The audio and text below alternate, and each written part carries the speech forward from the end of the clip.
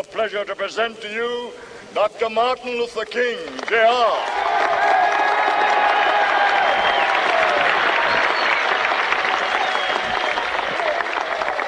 I am happy to join with you today in what will go down in history as the greatest demonstration for freedom in the history of our nation.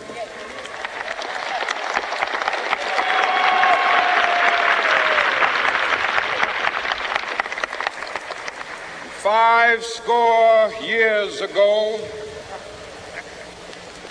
a great American in whose symbolic shadow we stand today signed the Emancipation Proclamation. This momentous decree came as a great beacon light of hope to millions of Negro slaves who had been seared in the flames of withering injustice. It came as a joyous daybreak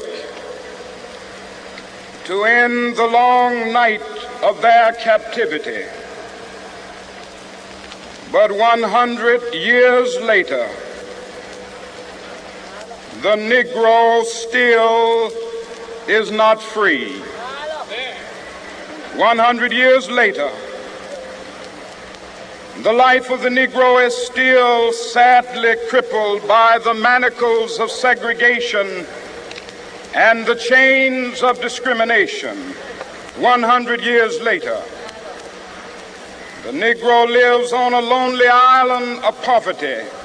I have a dream that one day this nation will rise up and live out the true meaning of its creed. We hold these truths to be self-evident, that all men are created equal.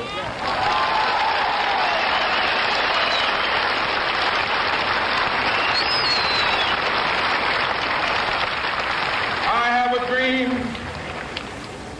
that one day on the red hills of Georgia, the sons of former slaves and the sons of former slave owners will they be able to sit down together at the table of brotherhood.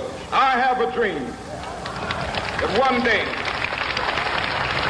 even the state of Mississippi, a state sweltering with the heat of injustice, sweltering with the heat of oppression, will be transformed into an oasis of freedom and justice. I have a dream. My poor little children will one day live in a nation where they will not be judged by the color of their skin, but by the content of their character. I have a dream today.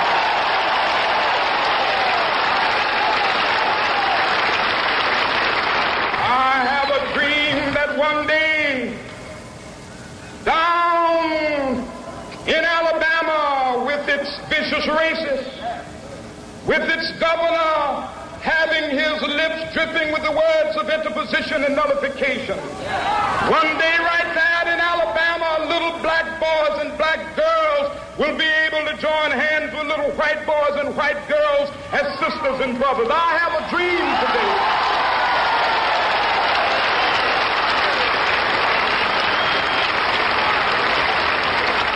I have a dream that one day every valley shall be exalted, and every hill and mountain shall be made low. The rough places will be made plain, and the crooked places will be made straight, and the glory of the Lord shall be revealed, and all flesh shall see it together. This is our hope. This is the faith that I go back to the South with. With this faith, we will be able to hew out of the mountain of despair a stone of hope. With this faith, we will be able to transform the jangling discords of our nation into a beautiful symphony of brotherhood. With this faith, we will be able to work together, to pray together, to struggle together, to go to jail together, to stand up for freedom together, knowing that we will be free one day.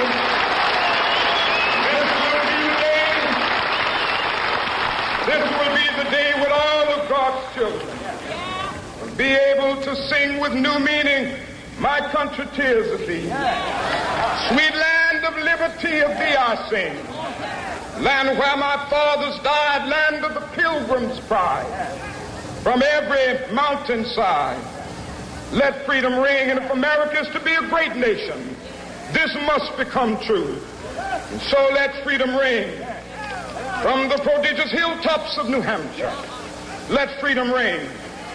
From the mighty mountains of New York, let freedom ring. From the heightening Alleghenies of Pennsylvania, let freedom ring. From the snow-capped Rockies of Colorado, let freedom ring. From the curvaceous slopes of California. But not only that, let freedom ring from Stone Mountain of Georgia.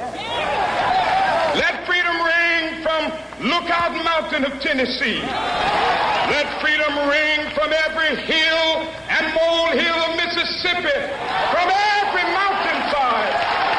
Let freedom ring, and when we capitalize,